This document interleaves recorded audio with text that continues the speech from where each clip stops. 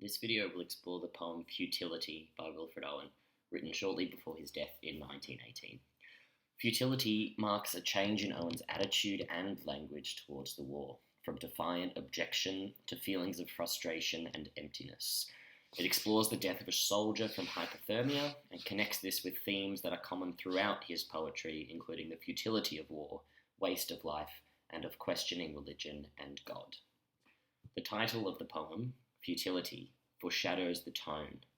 The definition of the word futile is something that is pointless or useless, and this describes Owen's examination in this poem of war, life, and religion. The poem is written in 14 lines, but it is not a sonnet, that poetic form which Petrarch, Shakespeare, and others used to express a single complete thought with strict conventions surrounding rhyme and metre. It is important to note that Owen's 14 lines use variable metre, differing line length, and para or half rhymes to create a sense of incompleteness, of questioning, and ultimately of mourning.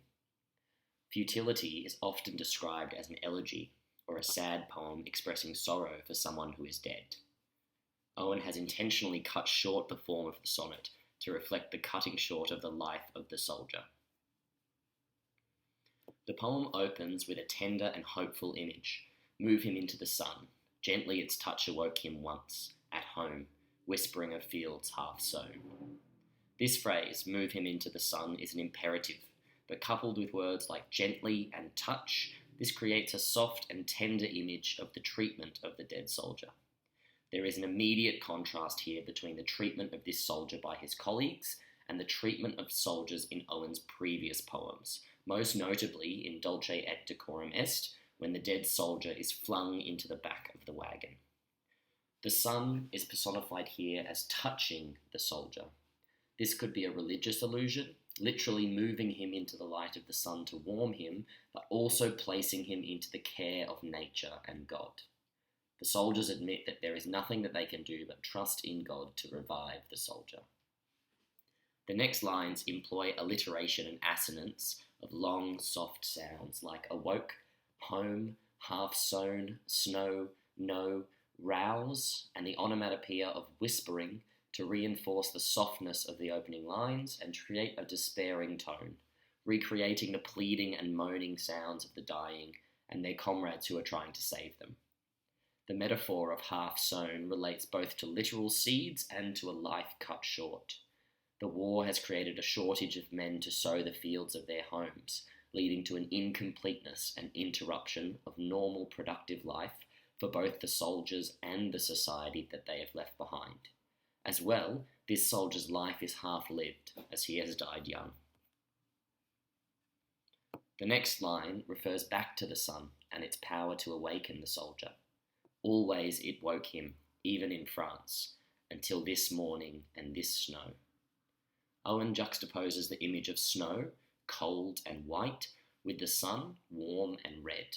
The snow here is a metaphor for death, and Owen supports the metaphor with a potential pun on the word mourning.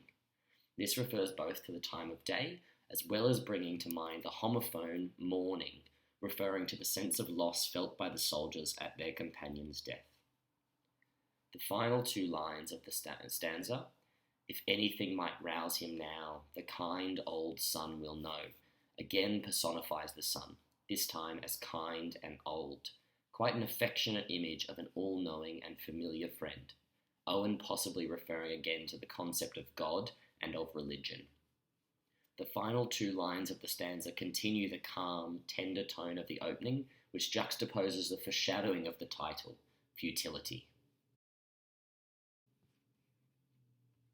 The second stanza jars the reader out of this sense of slow and deliberate calm with harsh assonance, think, wake, woke, and alliteration, clays of a cold star. This repeated K sound is more desperate and jarring, and it emphasizes the harsh coldness of the cold star. By referring to Earth as a star rather than a planet, Owen gives the connotation of a distance and cold, of a lack of life. He supports this image with the para-rhyme stir, connecting the cold lifelessness of the soldier with a cold, distant star.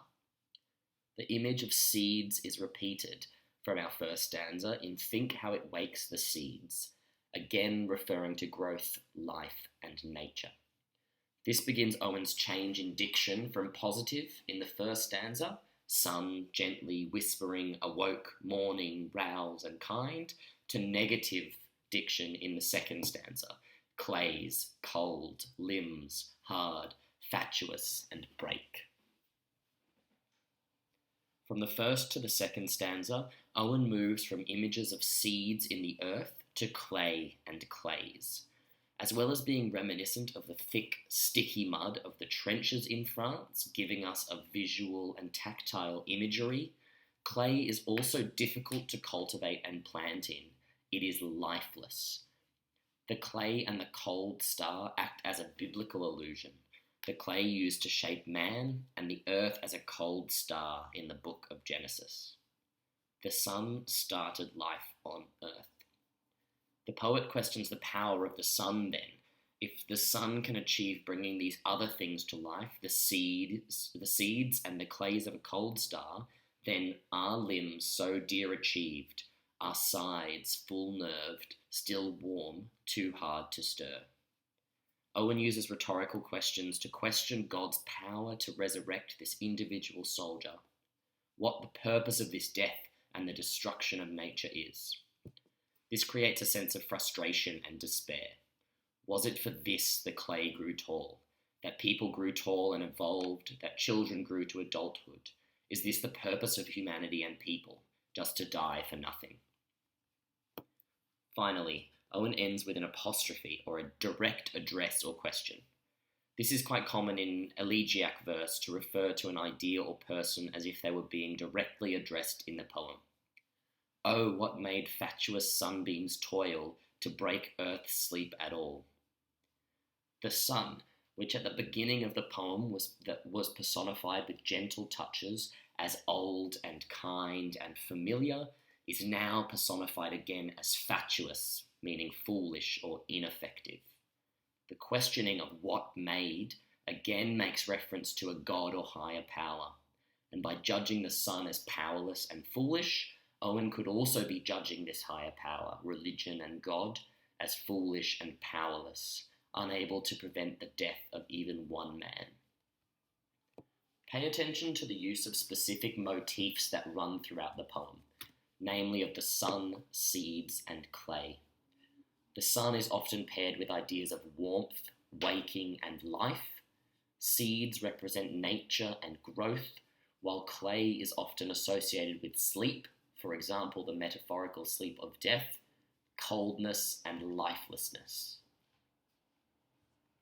Owen's use of para-rhymes or half-rhymes are also significant.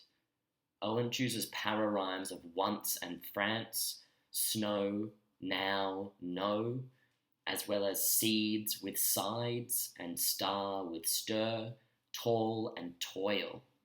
These para-rhymes occur throughout the poem and give a sense of incompleteness, of awkwardness and frustration, of imperfection. It mirrors the lack of answers from these rhetorical questions and the wrongness of the death and godlessness of war. Owen also uses simple language, often only one-syllable words, to give a sense of simplicity and straightforwardness, as well as a slow calmness to the poem. The last line of each stanza is cut short, which may reflect the life of the young soldier, which has been cut short.